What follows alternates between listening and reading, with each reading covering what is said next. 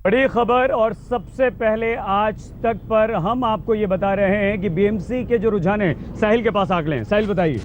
फिलहाल जो रुझान आ रहे हैं उसमें से 10 वार्ड के रुझान हमारे पास है, जिसमें 7 वार्ड पर शिवसेना आगे चल रही है और 3 वार्ड पर बीजेपी आगे चल रही है। तो शुरुआती ट्रेंड तो ये दिखा रहा है कि जो हम बात कर रहे थे कि शिवसेना और बीजेपी के बीच में पूरी लड़ाई है, हालांकि ये बहुत ही पहले वाले नतीजे हैं, तो रुझान है, तो हम ये नहीं कह सकते कि ट्रेंड किस तरीके से बदल सकता है, क्योंकि 227 सीटें हैं। धीरे धीरे हमारे आंकड़ों में भी दिखाई देगा। हम देख सकते हैं कि मुंबई में फिलहाल जो आंकड़े दिखा रहे हैं वो 7 के नतीजे, लेकिन मेरे पास 10 के रुझान आ चुके हैं, जिसमें 7 जगहों पर शिवसेना आगे है और बीजेपी 3 जगहों पर आगे चल रही है। पुणे में 4 सीटों पर बीजेपी आगे चल रही है। पुणे में पहली बार ये ट्रेंड हम देख रहे हैं संजय जी की भारतीय जनता पार्टी आमतौर पर ब्राह्मण इलाका था, मराठी इलाका है, लेकिन फिर भी पुणे में भारतीय जनता पार्टी बहुत अच्छा नहीं करती थी।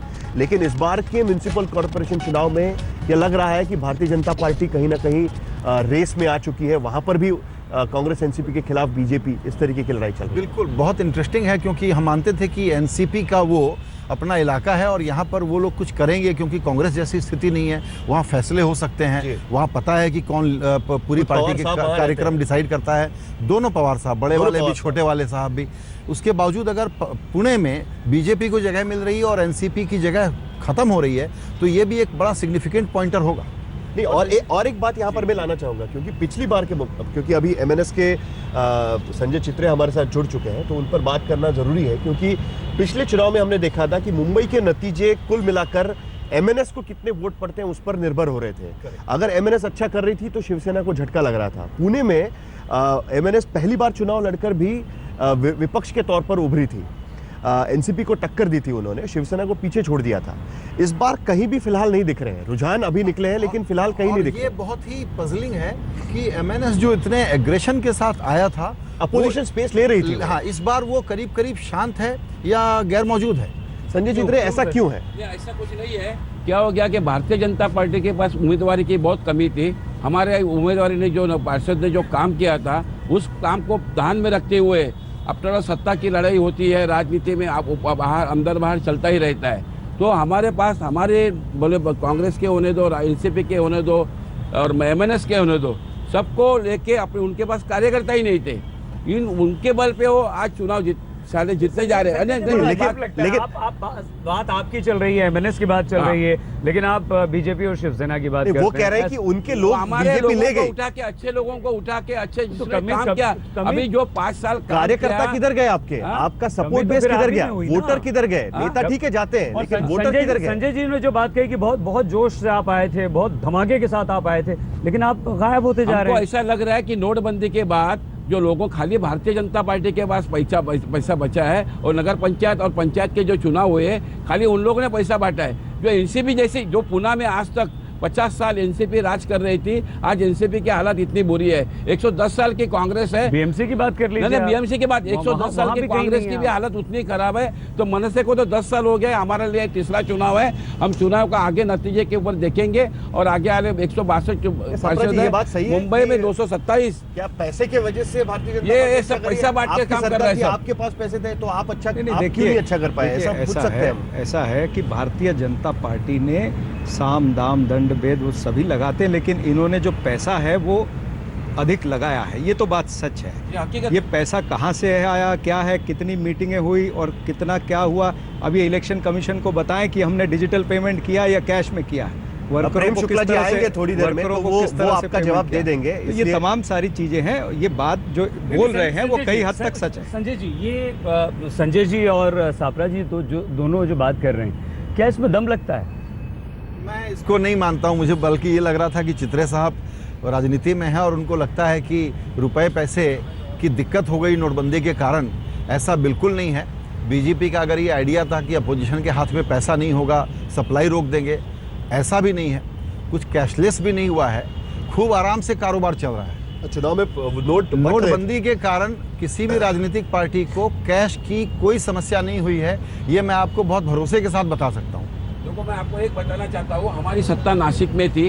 लास्ट 25 साल में जो बीएमसी होना दो, पुणे महानगर पालिका होना दो और महानगर पालिका में जो काम नहीं हुआ, वो हम लोगों ने 4 साल काम करके बताया है।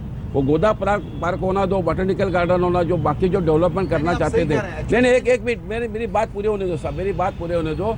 अभी तक नासिक महानगर पालिका इतना बजट नहीं है, लेकिन बड़े उद्योगपतियों को, मुकेश अंबानी होने दे, अनिल अंबानी हुए, महेंद्र जी हुए, आनंद महेंद्र, उनकी मदद लेके CSR फंड का फायदा उठा के लोगों के लिए वो पैसा यूटिलाइज किया, जो आज तक कोई राजनीतिक पार्टी ने किया नहीं। हमारा एक ही सवाल है मतदाताओं को, आपको विकास चाहिए या खाली सत्ता की तरफ जाना है, मतदाताओं को तय करना है, और अभी अपने को मालूम ठीक है, अभी नतीजे आएंगे। एक संजय जी, आगे बढ़ने के पहले एक छोटे से नतीजे के ट्रेंड कुछ जो आ रहे हैं वो बता दें हम। नागपुर में जहां पर एक्सपेक्ट कर रहे थे हम कि भारतीय जनता पार्टी अच्छा कर रही है, क्योंकि मुख्यमंत्री वहां से और भारतीय जनता पार्टी का गढ़ माना जाता है, 3 सीटों के रुझान हमारे पास है, जिसमें फिलहाल नागपुर में भारतीय जनता पार्टी आगे चल रही है, और पुणे में जो ट्रेंड है 8 की 8 सीटों पर भारतीय जनता पार्टी आगे चल रही है। तो जो ट्रेंड दिख रहा है वो फिलहाल बीजेपी के बहुत महत्वपूर्ण है। संजय जी, क्या आपको अब वो हंग से हटता, हालांकि बहुत जल्दी है, बहुत घंटा भर भी नहीं हुआ अभी, आपको लगता है कि कुछ ऐसा चौंकाने वाला नतीजा आ सकता है? इन नंबर्स पे तो अभी कुछ भी ऐसा कहना मुश्किल होगा। कि एक बात है, जनरली ट्रेंड ये है कि आजकल हंग वर्डिक्ट होता नहीं है। आमतौर पर पिछले कई चुनाव देख लें आप, भले लोकल हों या स्टेट के हों, पिछले दिनों में वर्डिक्ट क्लियर आए हैं।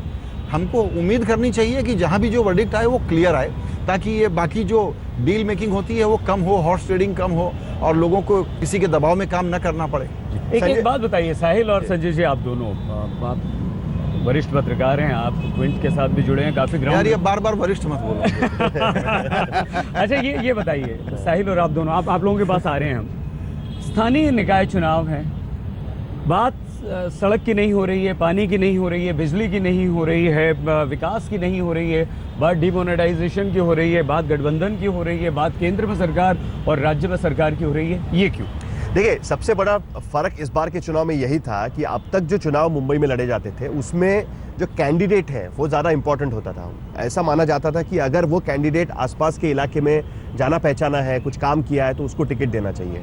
पहली बार हमने देखा कि किसी एक नेता के नाम पर चुनाव लड़ा गया। जिस तरीके से हमने देखा कि लोकसभा में नरेंद्र मोदी के नाम पर चुनाव लड़ा गया था, विधानसभा के चुनाव भी नरेंद्र मोदी के नाम पर लड़े जा रहे हैं, और वैसे हमने देखा कि पहली बार मुख्यमंत्री के नाम पर या उद्धव ठाकरे के नाम पर मुंबई महानगर पालिका का चुनाव लड़ा जा रहा था। ये जो फर्क आया है, इसका मतलब ये कि मुंबई महानगर पालिका जो एक लोकलाइज कॉरपोरेशन थी, जो ब्रिटिशों ने महानगर पालिका बनाई, वो इसलिए ये दिखा रहे थे एक अच्छा एडमिनिस्ट्रेशन कैसे होता है, सिविक एडमिनिस्ट्रेशन, नागरिक एडमिनिस्ट्रेशन कैसे होता है, वो दिखाने की कोशिश थी। वो कहीं ना कहीं खत्म होती जा रही है, और उसके लिए मतलब कांग्रेस अगर कहे कि तो एक तरीके से ठीक भी है कि उन्होंने कभी मुख्यमंत्री के तौर पर इसमें इतना इंटरेस्ट नहीं लिया, माना कि जो लोकल नेता है वो देख लेंगे। आप अपनी राय भी दीजिए। फिर एक सवाल और है इसी से जुड़ा हुआ। नहीं, मेरा ये मानना है कि अब जो नया दौर पॉलिटिक्स का आ गया है, उसमें एक तरफ तो शहर के लोग भी असर्ट कर रहे हैं, क्योंकि उनको इस बात का बड़ा फ्रस्ट्रेशन है कि हमको अच्छी सर्विसेज नहीं मिलती। इसलिए पहले से पार्टिसिपेशन, वरना लोकल इलेक्शन में वोट करने लोग जाते नहीं थे, पार्टिसिपेशन बढ़ा है, और एक माहौल बना है कि अगर अर्बनाइजेशन को मैनेज करना है, अर्बन अफेयर्स को मैनेज करना है, तो हमको एक वाइब्रेंट एडमिनिस्ट्रेशन चाहिए। आप हमेशा कंप्लेन करते हुए नहीं रह सकते। और दूसरी बात साहिल जो कह रहे हैं वो नया ट्रेंड है कि पहले लोकल कॉरपोरेटर की बात होती थी, अब पार्टी और पार्टी के सारे बड़े नेता मिल करके उस चुनाव को एक नया प्रोजेक्शन दे रहे हैं। उसके कारण एक प्रकार का रेफरेंडम नहीं तो ये मिनी रेफरेंडम बन ही गया है बीजेपी की अभी तक। विधानसभा चुनाव 2019 जब आएंगे उसकी एक सेमीफाइनल हम देख सकते हैं। कुछ ट्रेंड पर बात करेंगे हम लोग, क्योंकि अभी जो नए नतीजे हमारे सामने आ रहे हैं, जो रुझान सामने आ रहे हैं, उसमें मुंबई की 13 सीटों में से शिवसेना 8 सीटों पर आगे चल रही है, बीजेपी 4 सीटों पर आगे चल रही है, और कांग्रेस का खाता खुल चुका है। एक सीट पर फिलहाल कांग्रेस आगे चलते दिखाई दे रही है। हमारे साथ बीजेपी दफ्तर से विद्या मौजूद है। विद्या, क्या अभी भी जो वॉर रूम बना हुआ है वहां पर बीजेपी नेताओं का, वहां पर बीजेपी नेता मौजूद है, वो मुझे लगता है कि वो ट्रेंड फिलहाल देखेंगे और 1 घंटे के बाद धीरे धीरे बाहर निकलना शुरू हो जाएंगे, क्योंकि जो बिहार में हुआ कि पहले से ही सेलिब्रेशन शुरू किया और पता चला कि मामला उल्टा पड़ गया है, तो इस बार वो टालने की कोशिश करेंगे लगता है। विद्या, जी, दावा तो पूरा कर रहे थे कि तकरीबन 100 से ज्यादा सीटें आएंगी, लेकिन धीरे धीरे इन्हें भी समझ में आ रहा था कि 100 तो नहीं आएंगी। हाँ, थोड़े आंकड़े पिछली बार से ज्यादा बढ़ जाएंगे और इसी वजह से ये जो समझ है, इसकी वजह से यहाँ पे मीटिंग्स का दौर चल रहा है। इसको सुलझाने की कोशिश की जा रही है कि जो आंकड़े जो आएंगे उसके आगे वो सरकार अगर बनानी है तो किस तरह से बनेगी। ये सब तमाम मीटिंगें अभी से ही चल रही हैं। सब नेता, आशीष शेलार जो मुंबई अध्यक्ष हैं यहाँ बीजेपी के, वो भी मौजूद हैं, दूसरे कई नेता भी हैं, लेकिन फिलहाल कोई इस बारे में बात करने को तैयार नहीं है कि कितने आंकड़ों पर उनकी नजर टिकी हुई है। सब इंतजार कर रहे हैं कि जब इलेक्शन कमीशन की तरफ से बताया जाएगा कि भाई इतने सीट्स आ गए, तब जाके ये अपने जो सेलिब्रेशंस हैं कैसे करनी है, क्या करनी है, या फिर करनी भी है कि नहीं, इसके ऊपर डिपेंड करेगा वो। सेलिब्रेशन तो मुझे लगता है सही जरूर करेंगे, क्योंकि जो भी नतीजे हैं बीजेपी के लिए, उनके लिए तो अच्छे नतीजे हैं। पिछले बार के मुकाबले टैली तो उनकी बढ़ जाएगी। तो संजय जी, जो संजय जी और साहिल से जो सवाल अभी हमने पूछा, सपना जी आप भी बताइएगा, अगर मुख्यमंत्री के नाम पर चुनाव लड़ा जा रहा है और बीजेपी को साफ साफ फायदा होता हुआ फिलहाल शुरुआती पहले घंटे में 40 मिनट में नजर आ रहा है, तो क्या यही आपके लिए नुकसानदेह है? यही आप पिछड़ गए? जो साहिल जी ने और संजय जी ने जो बात की अभी कि पहला जो लोगों का नागरिक सुविधा के ऊपर चुनाव होते थे, लेकिन अभी ऐसा नहीं, माहौल अलग अलग, यही पहला इलेक्शन है बीएमसी और बाकी सब। तो आप भी मानते हैं मतलब ऐसा हो? सर्टेन लेवल तक मानना पड़ेगा, क्योंकि लोग ऐसा सोचते हैं कि मुख्यमंत्री आया, वो मुख्यमंत्री होने के बावजूद वो लोग बोलते हैं हम इधर 5,000 करोड़ देंगे, उधर 200 करोड़ देंगे, उधर 500 करोड़ देंगे। लोगों को लगता है पैसा कितना मिलेगा वो मुझे उनको मालूम नहीं लोगों को, लेकिन जो वादे करते जा रहे हैं, अगर शायद वादे निभाएंगे, अगर वादे निभाएंगे तो अपना विकास होएगा, ये ऐसा उन्हें लग रहा है करके शायद वो उनके नज़र में आते होंगे। वादे निभाने की बात इन्होंने की है। इसी तरह से कल्याण डोंबिवली में दोनों पार्टियां अलग अलग लड़ी थी, बाद में इकट्ठी हुई। उस समय मुख्यमंत्री साहब ने कहा था कि 6,500 करोड़ हम देंगे कल्याण महानगर पालिका को, वो अभी तक नहीं मिला। और उसके बाद 27 गांव अलग करने की बात करी थी, जिस वजह से उनको वहां पर वोट मिली, उनकी सीटें आई। उसके बावजूद आगे चल रहे हैं, तो मैं ये कह रहा हूँ कि कहीं ना कहीं आगे आ रहा हूँ उसी में, कि कहीं ना कहीं ये लोग सक्षम हुए हैं ये सिद्ध करने में। देखिए क्या हो रहा है अब, ये उनको कहते हैं कि माफिया है, बीजेपी ने उसको माफिया कहा, उसने गुंडा कहा। अब पारदर्शिता की बात करते हैं, पारदर्शिता शिवसेना एक्सेप्ट कर लेगी 2 घंटे के बाद में, इनको मिलना पड़ेगा। एक पार्टी की सत्ता नहीं बनेगी महानगर पालिका में, ये दोनों मिलेंगे। अरे सर, सवाल तो सपना जी फिर ये माफिया के खिलाफ एक्शन लेंगे या ये गुंडों के खिलाफ एक्शन डिमांड करेंगे, क्या करेंगे? तो जनता को जो बेवकूफ़ बनाया है, मैं उस पर आ रहा हूँ, जनता को जो मुंबई करो को इन्होंने बेवकूफ़ बनाया है, और जिसमें मीडिया का एक बहुत बड़ा रोल रहा है। ना मीडिया ने एक्सपोजर दिया है इनको, बहुत बड़ा एक्सपोजर दिया है, सिर्फ इस वजह से क्योंकि ये हल्की बातें करते रहे, मीडिया को टीआरपी के चक्कर में हल्की बातें दिखाते रहे। आप सही इस पर अगर मैं बात कर लूं तो मैं उनको बताना चाहूंगा। नहीं संजय जी सुन लीजिए, बीजेपी की तरफ भी पूरा मीडिया का ध्यान था, मैं बताता हूँ आपको। पार्टी नहीं संजय जी, आप इस तरीके से शिकायत नहीं कर सकते। 2012 में हम पर यह आरोप लगाते थे कि हम राज ठाकरे पर बहुत ज्यादा ध्यान देते हैं, जबकि उनकी उतनी सीटें नहीं आने वाली है। तो ऐसे इस तरीके से आरोप करना गलत होगा, क्योंकि 2012 में हमको बोला गया कि अरे ये तो रेस में नहीं है, फिर भी आप उनको ज्यादा ध्यान दे रहे हैं उस तरीके से। लेकिन आपको ये बात, आप भी अपनी टीआरपी सभी देखते हैं, चाहे प्रिंट मीडिया है चाहे कोई है, तो जो जितना हल्का बोलेगा उतने फ्रंट पेज पर वो आता है। तो जाहिर है आप तो हल्का नहीं बोल रहे हैं। अब हम कांग्रेस पार्टी हल्का नहीं बोल रहे हैं, कांग्रेस पार्टी हल्का नहीं बोलना चाहती, ये हमारे सिद्धांत नहीं, हमारे सिद्धांत नहीं हल्का बोलने के। हमें तो मुंबई का किंग कौन में आपका स्वागत है। हम बात कर रहे हैं मुंबई के नतीजों को लेकर, और मुंबई के नतीजे, रुझान धीरे धीरे आना शुरू हो चुका है। मुंबई के जो ब्रेक पर जाने के पहले जो हमने देखा, उसमें से फिलहाल शिवसेना 15 सीटों पर आगे चल रही है। कुछ नए रुझान हमारे पास आ रहे हैं। शिवसेना 15 सीटों पर आगे चल रही है, बीजेपी 10 सीटों पर आगे चल रही है मुंबई में, 10 वार्ड्स पर। कांग्रेस 4, एनसीपी 1 और एमएनएस अभी तक अपना खाता नहीं खोल पाई। अन्य के खातों में 2 गए, हो सकता है कि इसमें एमआईएम हो सकता है और समाजवादी पार्टी भी हो सकती है, लेकिन उसकी चीज़ हमारे पास फिलहाल नहीं है, वो डेटा हमारे पास नहीं है। लेकिन शिवसेना 15 सीटों पर आगे चल रही है, बीजेपी 10, यानी कुल मिलाकर शुक्ला जी, प्रेम शुक्ला हमारे साथ जुड़ चुके हैं, बीजेपी के प्रवक्ता है, एक ज़माने में दोपहर का सामना एडिट करते थे, यानी शिवसेना बीजेपी दोनों को अच्छी तरीके से जानते हैं। नेक टू नेक फाइट हम कह सकते हैं कि अभी भी हमको इंतजार करना है? निश्चित नेक टू नेक फाइट तो है, इसमें कोई डाउट नहीं है। सिर्फ डाउट इतना है कि नंबर 1 कौन होता है। नंबर 1 शिवसेना होती है या नंबर 1 भारतीय जनता पार्टी होती है। इतना निश्चित है कि मुंबई में अब राष्ट्रवादी ताकतों में ही लड़ाई रह गई। जो राष्ट्रवाद का विरोध करते थे वो ताकतें समाप्त हो गई। राष्ट्रवादी कांग्रेस पार्टी भी है और वो राष्ट्रवादी कांग्रेस पार्टी समाप्त ही है। राष्ट्रवादी कांग्रेस पार्टी तो समाप्त ही है। अब आप कहीं देख रहे हैं अन्य में भी मुझे लगता है राष्ट्रवादी पर चर्चा नहीं है। आज राष्ट्रवादी कांग्रेस पार्टी अन्य में भी है क्या शामिल? अरे आज उस पर चर्चा नहीं है। आप फिर से मिल रहे हैं, फिर से साथ में जाएंगे। देखिए एक बहुत स्पष्ट नहीं शुक्ला जी, पहले इसके साथ में जोड़ना चाहूंगा। देखिए कैसे भाषा बदलने लगती है। देखिए चुनाव जब हो रहे थे तब तक तो शिवसेना राष्ट्रवादी शायद नहीं लग रही थी उनको, गुंडों की पार्टी, भ्रष्टाचारों की पार्टी। आज वो राष्ट्रवादी पार्टी कह रहे और कहने की दोनों राष्ट्रवादी पार्टियों में ये फर्क रुझान आने के बाद तुरंत शुरू हो चुका है। शुक्ला जी नहीं, देखिए भारतीय जनता पार्टी अकेली पार्टी जिसने शिवसेना को कभी अस्पृश्य नहीं माना। केंद्र में हम उनके साथ गठबंधन में, जबकि उनकी आवश्यकता हमको 282 के बाद नहीं थी, हमने उनके साथ सदाशयता दिखाई। राज्य में उनके साथ गठबंधन और उन्होंने गठबंधन जारी रखा कुछ महानगर पालिका के चुनाव के संदर्भ में हमारे मतभेद के बावजूद।